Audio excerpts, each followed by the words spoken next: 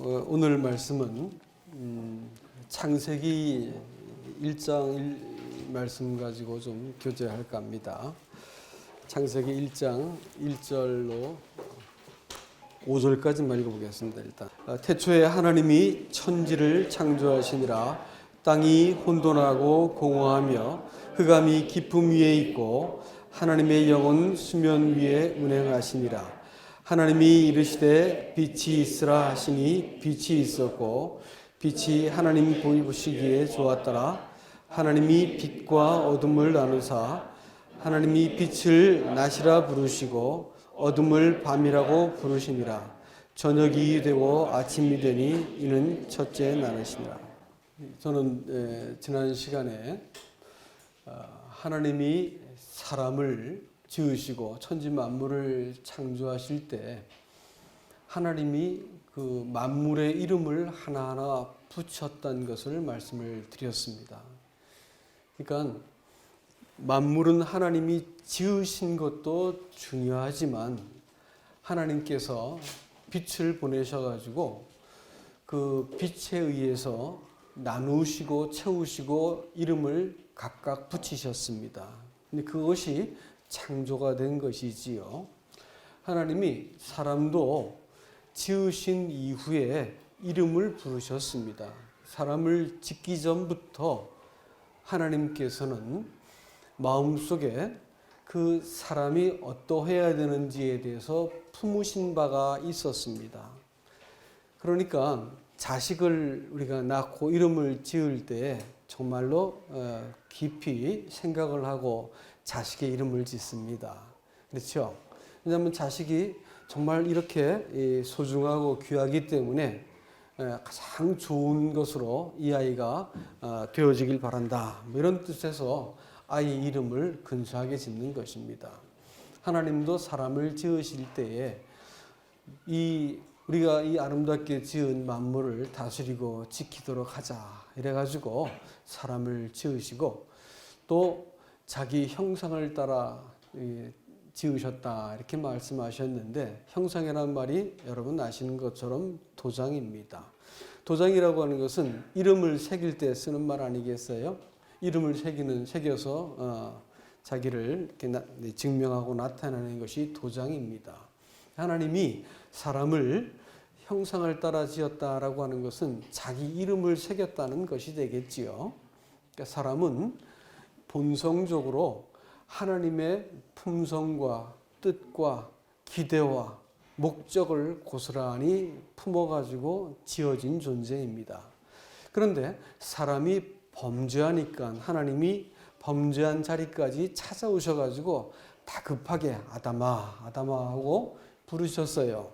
왜 부르셨냐면 이 하나님을 떠나가지고 자기를 은폐하고 또 가리고 했던 변명하고 하는 그 사람을 하나님이 찾아오셔서 이 죄인의 이름을 반복해서 이렇게 부르신 이유는 사람으로 하여금 숨고 도피한 자리, 하나님으로부터 달아난 그 자리에서 하나님이 원래 부르셨던 창조의 원형의 자리, 하나님의 기대와 사랑과 하나님의 목적하셨던 바로 그 사람의 자리로 그 사람을 돌이키기 위해서 다급하게 죄인의 이름을 반복해서 부르신 것입니다. 그리고 하나님은 이 사람을 구원하시기 위해서 때로는 사람의 이름을 바꾸어서 부르기도 하셨다고 말씀드렸지요. 우리가 생각하는 나 자신을 벗어나지 못하면 사람은 정말로 이 인생을 불행하게 살게 됩니다. 여러분, 사람은 어릴 때부터 태어나서부터 자식들을 키워보신 분들은 아시겠지만 자식들이 그저 이렇게 다투고 싸우고 우리 집 자식은 많이 싸우진 않았습니다. 제가 거짓말하는 게 아니라 그래도 보면 그 자식이지. 보면 여하튼 이 아이들 때부터 이기적이고 독선적이고 거짓말할 줄 알고 안 시켜도 그렇습니다. 사람이 어려서부터 생각하는 바가 이기적이에요. 생각하는 바가 하나님 없이 어두운 곳에서 그야말로 요즘 말로 꽁냥 자기 생각 숨겨가지고 그거 이렇게 한번 해보겠다고 이렇게 인생을 재간을 부리는 것입니다. 이런 사람이 나이가 먹고 인격이 갖추어지는데도 자기가 자기밖에는 볼 수 없다고 할 것 같으면 불행해도 그런 불행은 없습니다. 이런 사람 잘 가려서 결혼하셔야 돼요. 결혼할 때도 자기밖에 모르는 사람은 절대 결혼해서는 안 됩니다. 사랑하는 것하고 집착하는 건 틀린 거 아시죠? 자기가 좋아하는 대상을 내가 어떻게 하든지 내가 소유해가지고 저 사람하고 결혼해버려야겠다 이렇게 생각하면 결혼하고 나면 불행은 뭐 안 봐도 다 나타납니다. 사랑하지 않고 결혼할 것 같으면 결혼할 때부터 상대는 내 필요를 채워주기 위한 존재로 사람을 받아들인 것이기 때문에 결혼은 불행해집니다. 그러나 사랑할 때는 상대가 나보다 소중해지기 때문에 그를 위해서 내가 존재하는 것이 기쁜 마음이 들어지지요. 하나님께서 사람을 창조하실 때에 이 하나님의 유일한 사랑과 이 하나님이 바로 내가 너를 위해서 존재한다라고 말씀할 만큼 유일한 대상으로 사람을 이렇게 불러주셨습니다. 그래서 하나님은 사람을 구원하시는 것이 어떻게 구원하시냐면 이 하나님의 처음 그 사랑의 대상으로 지은 그 존재로 사람을 자꾸 불러들이시는 것이 구원인 것입니다. 구원은 우리가 이 땅에서 복받고 천당 가는 게 아니고 구원은 이 하나님을 만나는 문제의 올시다. 그리고 하나님께서 원래 창조하신 그 원형대로 사람이 돌아서는 것을 말하는 것이고 하나님과의 관계 속에서 사는 것이 영생이라고 우리가 말하는 것입니다. 하나님께서 천지를 오늘 창조했다고 말씀하고 있지요. 근데 이 하나님이 천지를 창조하신 것하고 사람을 다시 창조하신 것하고 이상하게도 정교하게 그 얼개가 같습니다. 무슨 뜻이냐면 첫 번째 창조를 우리는 이 창세기를 통해서 보고 있지만 성경은 두 번째 창조를 말하는데 그것은 다름 아닌 사람의 마음 안에서 하나님이 또 다시 사람을 짓는 것을 말합니다. 그래서 거듭나는 것을 가지고 regeneration 이렇게 얘기하기도 하지요. 그러니까 사람이 하나님께 다시 지어지는 것을 말합니다. 내가 생각하는 나라고 믿는 그것은 정말로 그 보잘것없는 인간입니다. 변명하고 과장하고 거짓되고 힘을 키워야 되고 그저 이렇게 요리조리 사람들한테 그야말로 변명해야 되는 이런 이 사람을 그것밖에 내가 없다고 할 것 같으면 여러분 정말 인생에서 불행한 존재입니다. 그것은 배우자도 자식도 부모조차도 다 남이 되기 때문에 그렇습니다. 자기밖에 볼 줄 모르기 때문에 그래요. 자기가 생각하는 내가 나라고 생각하는 만큼 어리석은 것이 없습니다. 인생에 내가 제일 중요하고 나머지 것은 덜 중요하다 생각하는 사람은 가장 불행하고 어리석은 사람입니다. 그러나 나같이 소중한 사람이 누군가 옆에 있기 시작할 때 인생은 정말 살만하게 되는 거 아세요? 나처럼 상대가 소중한 거야. 그것이 배우자가 됐든 자식이 되었든 누가 되었든 나만치 소중한 존재가 하나씩 늘어갈 때 인생의 풍요로움은 점점 돼가고 인생은 정말로 살만한 곳이 되는 것입니다. 근데 아무도 그렇게 생각하지 않아. 문제는 자기밖에 없다는 거야. 그래서 자기가 바라보고 있는 내가 나라고 생각합니다. 아니요, 그게 내가 아니요. 하나님께서 사람을 창조하고 나서 만물을 짓고 나서 참 좋았다 이렇게 평가하셨는데 사람을 짓고 나서 심히 좋았다 이렇게 말씀했거든요. 하나님의 관점이 있는 거예요. 그걸 토브라 부르는데 다른 말로 하면 선하다 이런 게 보시기에 선하였더라 이렇게 했는데 하나님 보시기에 그게 선한 것입니다. 사람들은 자기가 볼 때 그게 선한 것을 따라서 살지 않습니까? 근데 하나님은 사람을 지어놓고 만물을 지어놓고 하나님이 보시기에 선한 판단 기준과 관점이 있으신 거예요. 근데 사람은 결국은 뭐냐면 자기가 선한 길을 선택할 때 죄가 시작되었고요.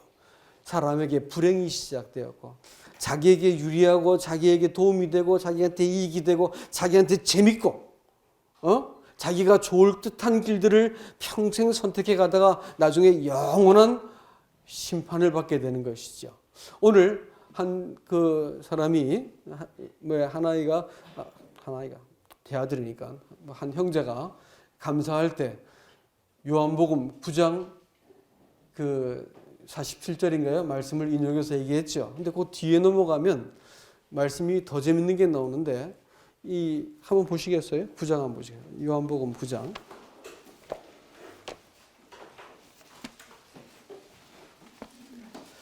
우리를 심판하기 위해서 오지 않았다고 말씀했죠. 근데 거기 좀 모순되는 말씀이 또 나타납니다. 요한복음 9장 48절이 아니고 그 뒤에 39절을 보세요.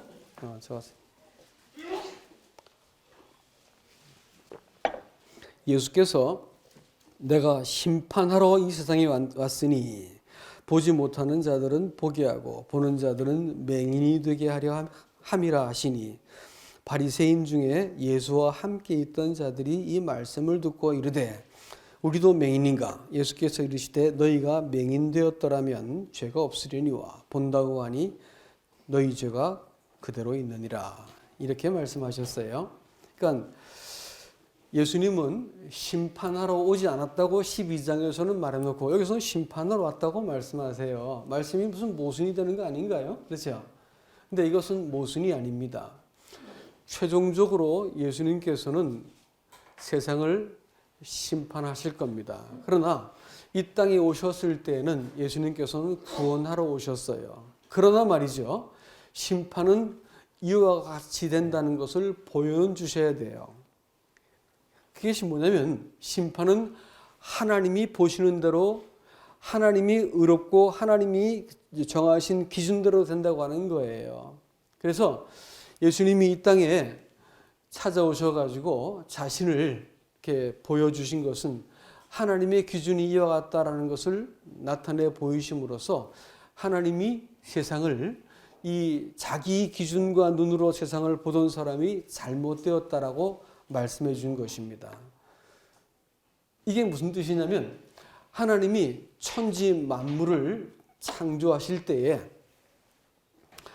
그 세상을 하나님이 태초에 하나님이 천지를 창조하시니라. 창세기 1장에 이렇게 되어 있잖아요.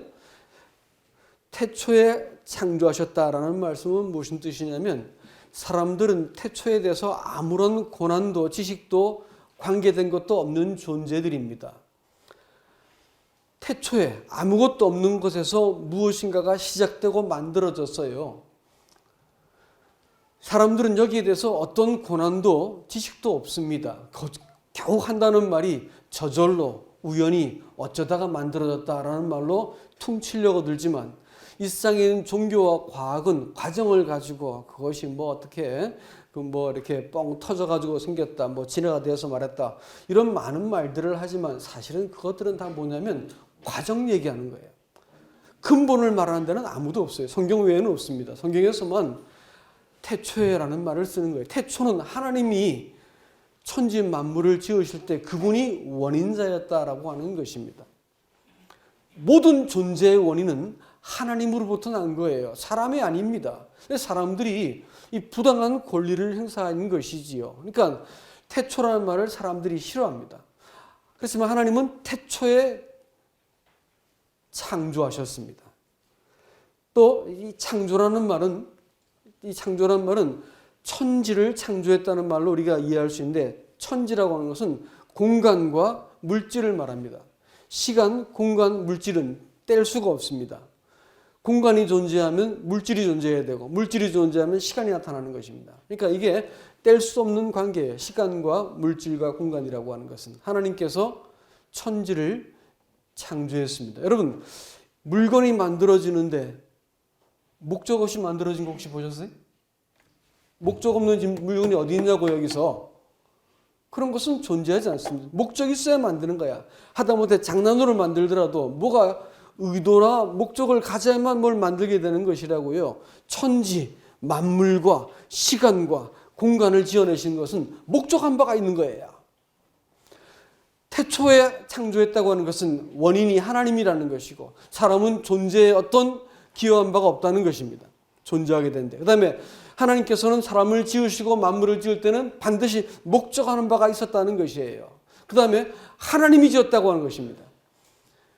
만든 사람이 그 물질에 대한 이 어떤 이 사물에 대해서 소유권을 주장하는 거 아니겠어요? 그렇죠? 하나님이 창조하셨습니다. 하나님이 지었으면 이 지으신 만물에는 하나님의 품성과 풍요로움과 그 지혜와 그런 것들이 고스란히 담겨 있습니다. 말씀을 늘 드리지만 보이지 않는 사막에 아무렇게나 짓밟히는 흙 밑에를 누가 이렇게 현미경으로 들어봤더니 세상에 그 아래 조그만 꽃들이 이렇게 가득한 거예요. 비만 왔다 하면 발화가 될 딱 준비가 되어 있는 조그만 꽃들이 가득합니다. 모기다리를 수십만 배로 확대해 봤더니 거기 털 하나가 완벽한 누가 쳐다보지도 않는 탁 때리면 압사되어 죽어버릴 그 모기다리 하나에도 아주 정교한 하나님의 솜씨가 담겨 있습니다. 하나님은 지혜로 만물을 지으시고 또 하나님께서는 이 좁은 땅덩어리 안에 이 70억 인구들이 굶주리지 않고 다 먹을 수 있게 어디서 그게 다 났는지 그렇게 꾸역꾸역 많이 먹어도 여전히 남아있는 음식물을 바라볼 것 같으면 이상하지 않아요, 여러분? 이상하지 않아요.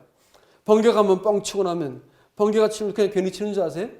번개가 치면 그 번개가 하늘에서 순식간에 수십만 톤의 이 요소 비료를 만들어서 질소가 이렇게 비가 내리는 거예요. 그래서 산 꼭대기에 있는 제가 이 설악산 꼭대기를 갔는데 훈련하러 갔는데 설악산 꼭대기에 그 삭막한 삭풍이 몰아치는 바위 위에 소나무가 자라고 있는 거예요. 소나무가 도대체 무슨 힘으로 거기 흙 한 자루 없는데 그 빈틈 바위 틈에 뿌리를 들어박아 가지고 소나무가 자라고 있는 거야. 아, 얼마나 그거 바라보고 있는데 감동이 일어날 정도였습니다. 어떻게 자랄까요? 흙에서 그게 무슨 힘이 있어서 그 양분을 먹고 자라겠어요? 비가 내리는 거예요. 번개 한번 치면 이 화학작용이 나는 거예요. 그래서 이 질소 비료가 하늘에서 내립니다. 하나님께서는 천지 만물을 매우 정교하고 지혜롭고 풍성하고 조화롭게 만들어내셨어요. 하나님이 지으셨어요. 누가 소유해요? 만물은 하나님의 소유세요. 원인이 누가 제공했어요? 하나님이 원인이 제공했어요. 그분이 원인자세요. 예? 그분이 목적을 갖고 천지 만물을 정교하게 지어내셨어요. 자, 그런데 말이죠. 사람이 하나님을 딱 인정하지 않을 때 어떤 일이 벌어진지 아십니까? 사람이 이렇게 하나님이 나를 지으시고 하나님이 이 만물을 목적을 갖고 또 만드셨고 나를 또 하나님께서 자기의 소유로 나를 지어 놓으셨는데 하나님을 사람이 거절하고 모른다 했어. 내 지식에서 내 생각에서 내 마음에서 하나님을 거절해 버렸어. 어떤 일이 벌어질 거예요?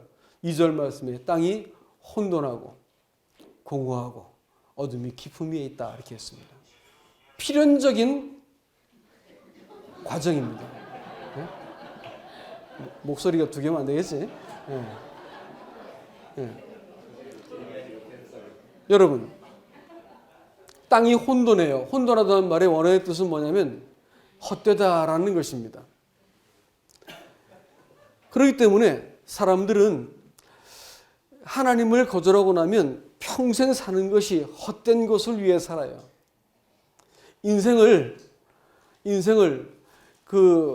되돌아보고 나서 평생 이 결혼 생활 불행했던 분이 뒤늦게 90세가 넘어가지고 어떤 분을 사랑했다면서 어떤 자매님이 그런 얘기 하시는데 그러더니 그 노인이 하는 말이 90 넘은 노인이 인생을 헛살아서 억울해 이런 말을 자꾸 하신대.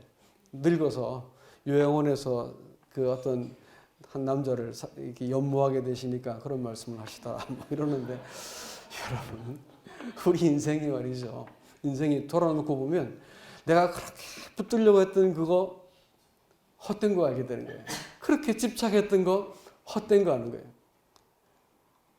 안 뺏기려고, 안 잊어버리려고, 어떻게든 나를 증명하려고 체면과 자존심과 또 이 소유를 붙들고 늘어졌는데 죽을 때 보니까 아무것도 아닌 거예요. 아무것도. 후회스러운 인생입니다. 인생을 헛되게 사는 길은 창조하신 하나님을 인정하지 않으면 무엇을 가져도, 무엇을 이루고 성취해도 다 헛된 거예요. 그분 통해서 창조하신 그분이 나를 지었기 때문에, 그분이 나의 시작이기 때문에 내가 그분을 인정하고 나면 내 인생이 헛되지 않는 것인데, 그분을 내가 거절하고 나면 인생의 기준이 사라져, 목적이 사라지는 거예요. 그렇기 때문에 헛되게 됩니다. 공허하다 했어요. 살고 나면 세월이 가면 갈수록 건강과 치아와 시력과 청력과 다 잃을 겁니다. 다 잃어버릴 거예요. 빌 겁니다, 여러분. 여러분, 인생을 살아가면서 사람들이 자기 안에 있는 이 공허함을 채우기 위해서, 이 하나님을 인정하지 않으니까 살수록 공허한데 이 공허함을 채우기 위해서 집착만 해야 되고, 남들 좋다는 거 하나씩 주워 모아야 되고, 소유를 가지고 인정받으려고 명예를 갖고 싶고 성취해야 되고, 하여튼 이런 것 가지고 하나 차곡차곡 쌓아보는데 쌓으면 쌓을수록 이게 꽉 차야 되는데 채워지지 않는 거예요. 아무리 채워도 채워지지 않는 거예요. 공허한 것입니다. 하나님을 마음속에서 배제해서 그래요. 하나님은 단 한 번도 우리를 목적으로 삼지 않은 적이 없었습니다. 우리 사람은 하나님을 목적으로 결코 삼지 않죠. 교회를 나오는 사람들도 하나님을 수단으로 삼아도 목적으로 삼지 않습니다. 공허한 것이에요. 어둡다고 하는 것은 커튼으로 무엇을 가렸다는 뜻입니다. 죽음 앞에서 욕망의 이 커튼이 쓱 하고 이렇게 거쳐질 때가 올 겁니다. 그때 이 모든 것들이 한순간에 다 모일 거예요. 내가 살아온 인생이 얼마나 거짓되고 얼마나 위험한 길을 걸어왔는지, 창조하신 하나님을 인정하지 않고 내 인생을 자행자제하고 살아왔던 이 모든 길들이 얼마나 잘못되었는지가 한눈에 보일 거예요. 지금은 안 보이지. 눈앞에 것밖에 안 보이니까. 그때는 보일 것입니다.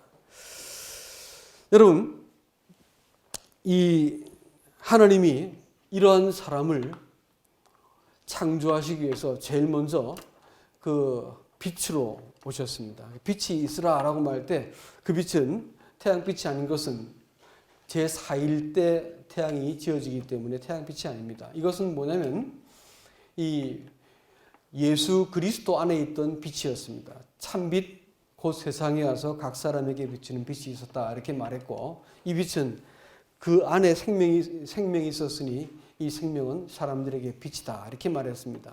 예수님 안에 있던 그 빛을 말하죠. 그러니까 지어진 창조된 빛이 아니고 예수님이 이 땅에서 시작한 빛이에요.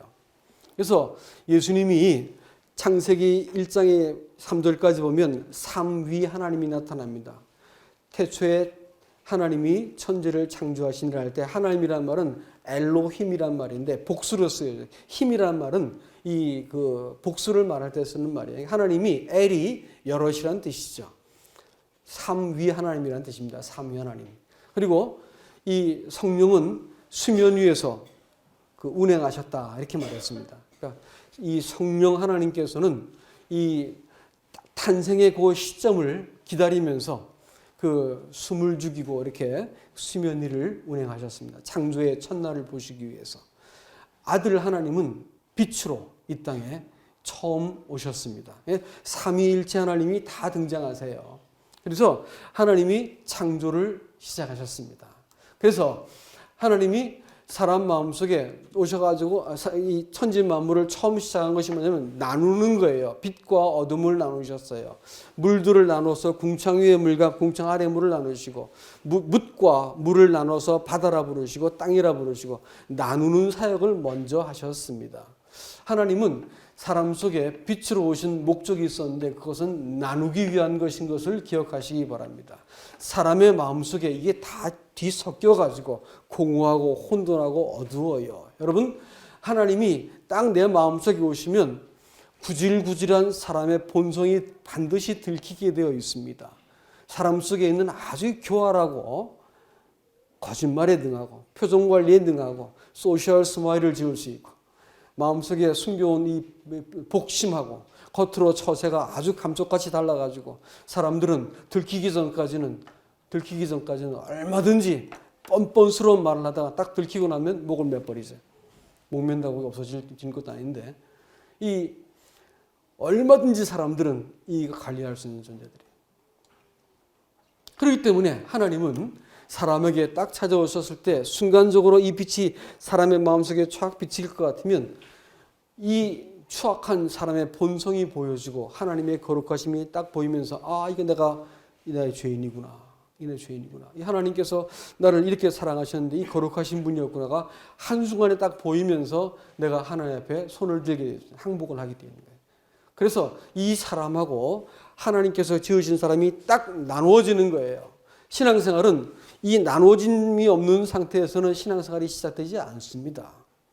구원이라고 하는 것은 어떤 사람이 죄짓고 자기 길 가고 지멋대로 살고 자기 숭배, 자기 만족, 자기 이 욕망을 위해서 인생을 살던 사람을 그래 내 용서할게 십자가에 죽었걸랑 그래가지고 나중에 천당 보내줄게 이렇게 해서 하나님 너 사랑한다라고 말씀하는 것이 아니라는 겁니다.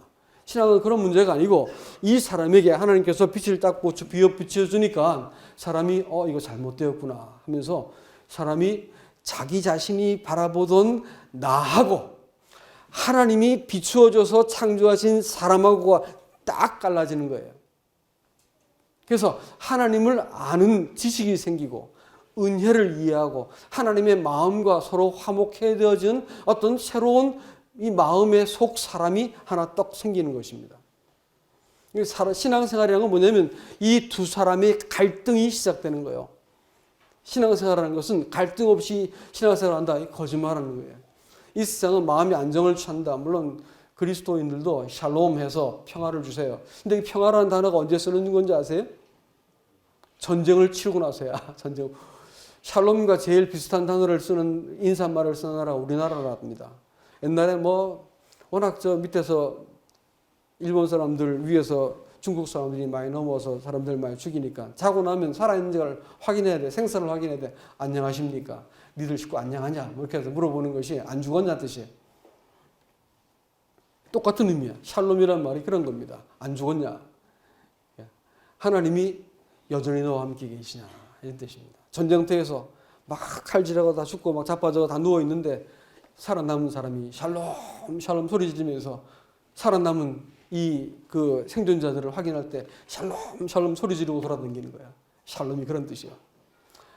여러분, 구원받은 사람은 어느 순간 이 옛사람을 이 공허하고 혼돈하고 어두움 가운데 있던 이 사람을 나라고 생각해서 살아가게 돼 있어요. 그러다 보면 뭐가 하냐면 처세를 앞세우게 되고 꾀를 앞세워야 되고 내 이익을 앞세워야 되고 내 생각과 또 내 입장을 앞세워야 되고 내가 얼마나 그 훌륭한 생각을 하고 있는지 내가 얼마나 대단하게 인정받는 존재인지 또 내 자존심 이런 것들이 막 먼저 떠오르게 되어 있습니다. 근데 이 사람을 앞세워 가지고 사람들이 살다 보면 툭툭 문제를 만나게 되죠. 인생이 이렇게 호락호락하지 않거든요. 사단은 절대로 내버려두지 않습니다. 이건 그 인간은 반드시 사단이 데리고 갈 존재이기 때문에 포기하지 않습니다. 그래서 괴롭혀요. 괴롭혀가지고 문제를 만나게 만들고 내가 도저히 넘을 수 없는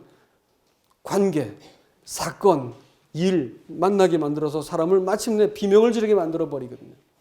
그리고 나서 이게 잘못되었구나라는 것을 딱 알게 되어질 때 생각나는 게 있습니다. 하나님이 지으신 사람, 세 사람이죠. 예수님께서 이 사람을 부르셨다고요.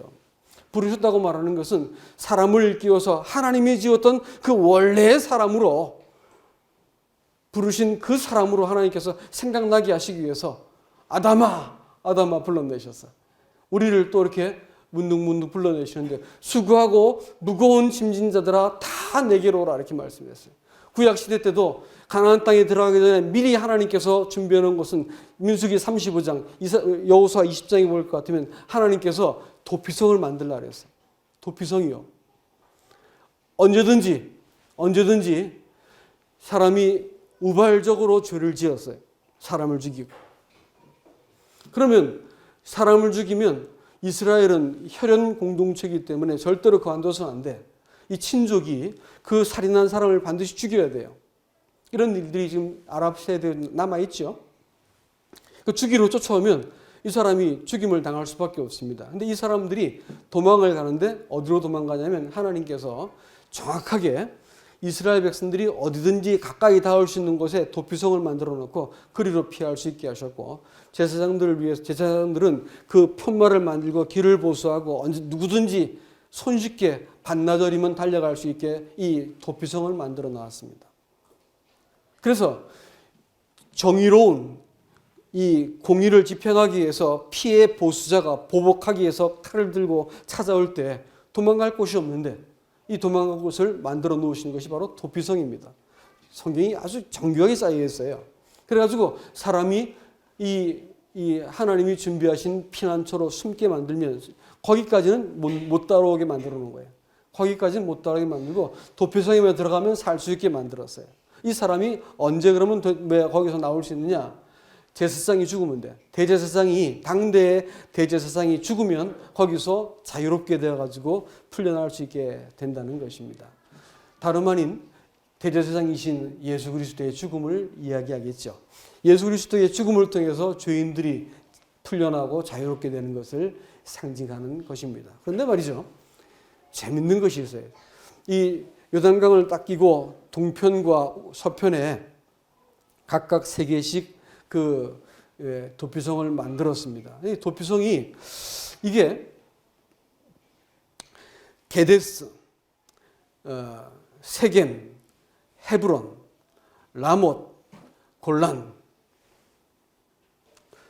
또 하나가 갑자기 생각이 안 나서 메모를 보겠습니다. 베셀입니다. 근데 이게 성경이 기록한 순서가 깜짝 놀랄 만큼 놀랍습니다. 뭐냐면 게데스요. 게데스란 말이 뭐냐면 의란 뜻입니다. 의. 구원이라고 하는 것은 여러분 일단 이래요. 사람이 이 옛사람으로 인생을 살아가는 동안, 하나님을 등져버리고 인생을 살아가는 동안 하나님께서는 작정을 하시고 사람에게 그 인생을 수고롭게 하시고 허무하게 만드시고 사단의 밥이 되게 만들어 놓으셨어요. 인생이 참 수고롭게 만들어 놓으신 거예요. 근데 하나님께서 이 사람이 하나님께 돌이킬 수도 있도록 하기 위해서 준비하신 무대 장치였습니다.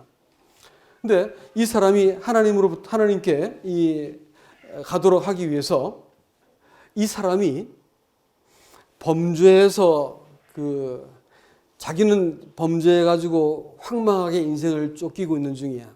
우리는 하나님 떠난 인생이 공허하고 혼돈하고 어둠 가운데 발에 차이고 자빠지고 인생을 수고롭게 살고 수많은 문제와 범죄와 연약함 가운데 인생을 그야말로 쫓기듯이 살다가 죽게 되어 있습니다. 근데 이 사람이 쫓기다가 황망하게 부르신 자리, 하나님의 부름을 듣고 하나님께 피하게 되는 것이거든요. 이 도피성이에요.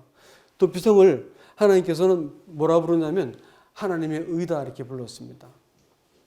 구원이라고 말하는 것은 사람을 관대하게 용서한다는 의미로 끝나지 않습니다. 하나님을 의롭게, 사람을 하나님께서 의롭게 만드시기 위해서 우리를 하나님께 피하게 만들었습니다. 하나님이 지으신 그 사람으로 우리를 만들어내시기 위해서 누구든지 내게 오라 이게. 누구든지 내게 오라 이게. 수고하고 무거운 짐진 자라 누구든지 내게 오라 이게.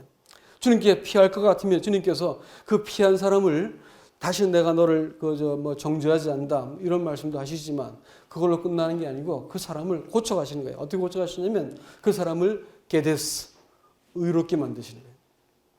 하나님이 사람을 부르실 때 하나님께서 창조부터, 창세 이전부터 우리를 작정하신 대로 우리를 기다렸다가 우리를 부르시고 부르신 자들을 의롭게 하시고 의롭게 하신 자들을 영화롭게 하셨다고 로마서 8장 30절 말씀은 이야기하고 있습니다. 구원이라고 하는 것이 이런 총체적인 것이 다 있는 거예요. 용서받는 것에 끝난 게 아니고 우리를 불러서 당신의 소유로 삼으시고 부르신 것을 또 의롭게 하셨다 했는데 의롭다는 말이 특별한 단어입니다. 이게 뭐냐면 그것은 의롭게 여기신다는 말입니다.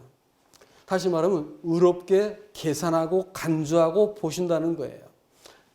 하나님이 사람을 바라보시는데 자기에게 피한 자들을 받아들이셔가지고 하나님께서 그를 사랑으로 받으셨는데 받은 그 사람을 어떻게 보냐면 의롭다고 보신다는 거예요. 무슨 뜻이냐면 사람은 죄인이었지만 이 죄인이 하나님께 손을 들고 항복하고 오면 하나님께서 그 사람을 자기의 소유로 삼기 때문에 이제는 이 범죄에서 살던 그 사람이 아니고 하나님이 원래 지으신 사람으로 하나님께서 보신다는 겁니다. 다는 것입니다. 이 의라고 말하는 것이 의롭게 하신다는 말이 의롭게 보신다는 말이야. 그러니까 사람을 지금 의롭지 않지만 하나님께서 의롭게 보아주신다라는 것입니다. 그래서 사람은 결정을 해야 돼요. 내가 나 있는 그대로 나를 인식하고 내가 처신하고 살 것이냐, 아니면 하나님이 나를 보시는 대로 내가 인정하고 따를 것이냐라고 결정을 해야 됩니다. 믿음이라는 것은 다른 것이 아니고 이 관계 속에서 하나님이 자기 아들을 통해서 나를 그렇게 의롭다고 보셨기 때문에 저도 그렇게 인정하겠습니다 라고 말하면 내가 하나님 앞에서 새로운 하나님의 자녀로, 새로운 피조물로 이 하나님께 서게 되는 것이고, 여전히 내가 생각하는 내가 나야 라고 생각하고 처신하고 있으면 반드시 망합니다. 반드시 멸망하게 되어 있습니다. 어떤 확신을 갖고, 예? 어떤 종교 생활하고 어떤 교회를 다녔다 하더라도 반드시 망하게 되어 있습니다. 그건 신앙이 아니야.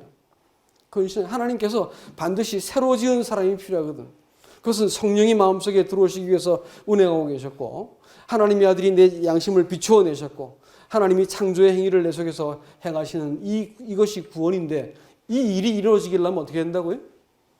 하나님이 보시는 대로 내가 나를 보아야 되는 거예요.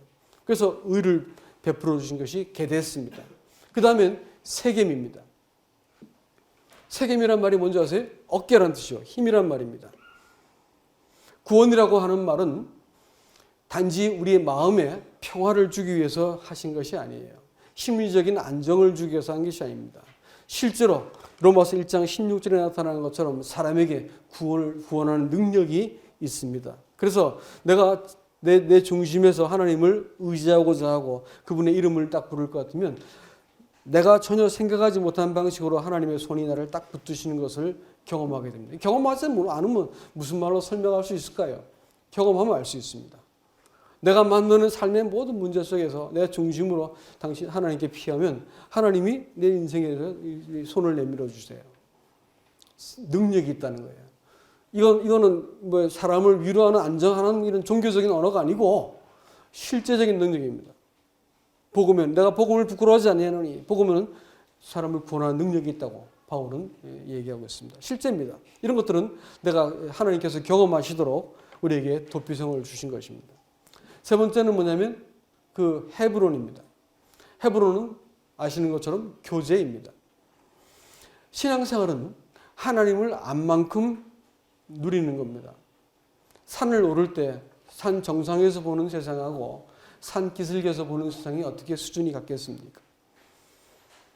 신앙생활은 하나님을 안 만큼만 내가 누리는 겁니다. 내가 하나님께 정직한 고백을 하고 정직한 내 자신을 이렇게 의지를 할 것 같으면 하나님을 점점 알아가는 힘을 주세요. 우리 성경 공부팀에서 이런 말씀을 제가 드렸습니다. 성경을 볼 때 관찰하는 데는 성경은 관찰을 잘 해야만 된다고 말씀을 드렸어요. 성경을 볼 때 한 번 읽어서는 되게 성경이 보이지 않습니다. 성경은 두 번씩 봐야만 성경이 보입니다. 이렇게 말씀을 드리지요. 성경을 볼 때 근실함이 필요한 거예요. 여기서 뭘 말하는 거지 하고 자세히 들여다보는 걸 말하죠. 관찰입니다. 두 번째는 뭐냐면 해석입니다. 해석은 뭐냐면 관찰을 근거로 그래 이 말씀이 오늘 나하고 무슨 상관이 있지라고 말씀을 연결시키는 것입니다. 이건요 정직함이 필요해요. 해석하지 않으면 성경을 보나만 합니다. 지식밖에는 알 수가 없어요. 성경을 아무리 봐도 뭐 몇 장 몇 절이 어디 있다 이런 말씀은 다 알 수 있을지 모르겠지만 해석하는 힘이 없습니다. 부모하고 자식하고 차이가 뭘까요? 가정에서 문제가 뻥 터졌어. 그러니까 네가 그렇게 하지 말자. 애들이 싸워 지들끼리. 근데 부모는 보고 있다가 어떻게 해야 할지를 알죠. 문제를 풀어나갈 수 있는 방법을 알고 있는 거예요. 해석할 수 있었기 때문에 그렇습니다. 인생을 해석할 줄 모르면 인생은 그야말로 중구난방입니다. 해석할 줄 알아야 되는 거예요. 무리에서도 인도자가 되는 사람은 어떤 사람일까요? 해석할 수 있는 사람이에요. 어떤 문제가 가정이나 교회나 한 공동체에서 뻥 터졌어요. 그 문제를 바라보고 해석을 못하면 어떻게 할까요? 그 애들만 모아놓은 거예요. 애들만. 문제를 딱 보고 해석을 할 수 있고 하나님의 뜻 앞에서 이 문제를 풀 수 있으면 인도자인 거예요. 그러니까 해석은 말씀을 보면서 정직한 마음을 가지고 내가 말씀을 대하면 해석할 수 있는 힘을 주세요. 이 문제에 과감하게 나 자신에게 나를 이 문제 앞에 노출시키고 문제와 말씀을 같이 딱 보았을 때 이게 문제였구나라는 것을 해석할 수 있는 겁니다. 근데 성경은 해석으로 끝난 게 아니야. 적용이 필요한 거예요. 적용은 용기가 필요한 것입니다. 말씀이 그러하기 때문에 눈에 보이는 것은 내가 신뢰할 수 없지만 당신을 의지하겠습니다 하고 말씀을 딱 통해서 하나님을 의지했더니 하나님께서 나한테 실력 행사를 딱 하세요. 하나님이 일을 일으키시는 거예요. 말씀은 관찰하고 해석하고 적용할 수 있는 힘이 필요한 것이죠. 이와 같이 하나님을 안 만큼 우리들에게 하나님께서는 이 인생을 풍요롭게 하시는 겁니다. 여러분 가정에 여러 가지 문제가 있지 않습니까? 근데 이것은 내 자식과 내 자신과 배우자와 또 여러 가지 문제를 우리가 만나고 있어요. 근데 이 문제를 하나님 앞에서 해석하지 못하면 어떻게 될까요? 그 문제를 10년이고 20년을 갖고 가는 거야. 아이들 다 망가지고 관계 다 깨지고 못 쓰게 되는 것이죠. 그러니까 이 해석할 능력이 없는 그것은 미숙한 겁니다. 정직하지 않은 거예요. 성경에서 정직하다라고 두 마음이라고 하는 것은 두 인격이라고 말씀드렸죠. 두 마음을 품고 있으면 안 된다 그랬는데 두 인격이야. 그러니까 옛사람도 나 같고 새사람도 나 같으면 안 된다는 거예요. 내가 단호하게 한 사람만 선택해서 해야 되는 것입니다. 그래서 내가 알게 되어진 하나님을 안 만큼 하나님께서 베드로후서 1장 3절 이하에 나온 것처럼 그 경건에 속한 모든 것을 우리에게 주신다 이렇게 말씀합니다. 풍요로운 삶을 주신 것은 우리가 해석할 수 있는 하나님을 안 만큼 우리에게 허락되어진 복이다라는 것입니다. 그 다음에 베셀이라고 하는 것은 요새란 뜻입니다. 라못이라는 것은 높다는 말이고 골란이라는 것은 완성이라는 뜻입니다. 하나님께서 우리는 분명히 우리의 범죄 때문에 연약함 때문에 실수 때문에 하나님을 찾았는데 하나님은 그걸로 우리를 그냥 거기서 피하게만 해주신 것으로 끝나지 않고 우리를 어렵게 하시고 또 힘을 주시고 또 우리를 그 하나님과 교제케 만드신 것으로 인도하셨다가 우리를 또 요새 도품, 완성이라는 곳으로 이끌어 가세요. 결국 그리스도인의 신분은 그리스도와 함께 죽은 자 가운데서 일어나서 하늘 하나님과 함께 앉게 되어졌다는 사실들을 에베소서 2장 6절부터 10절에서 우리에게 분명하게 말하고 있습니다. 그러니까 그리스도인의 신분은 그리스도 안입니다. 그리스도와 함께 있는 것이죠. 우리가 이 점들을 잘 곰곰이 생각할 것 같으면 신앙생활의 대부분의 문제들은 해결할 수가 있습니다. 무슨 뜻이냐면 내가 분노가 나고 누가 미워지고 또 어떤 그 장애물 같이 문제가 떡하고 왔을 때 내가 어떤 사람이지라는 것을 기억해낼 것 같으면 대부분의 문제들은 해결할 수 있다는 것입니다. 우리가 하나님께서 우리를 그 요새 가운데 또 보호하시고 또 우리를 그 높은 신분 가운데 불러주셨고 우리를 곤란고온 아시죠? 곤란이라는 말은 완성하다, 행복 이런 뜻이 있습니다. 도피성을 굳이 그쪽에다가 하나님께서 거기다 도피성을 세우라고 명령하신 그것은 사람이 세운 게 아니고 하나님이 지정하신 겁니다. 그래서 결국은 그리스도인들이 하나님의 완성 가운데 우리를 불러주신 것 이것이 하나님의 구원의 목적이라는 것을 기억하시기 바랍니다. 말씀을 이제 정리하겠습니다.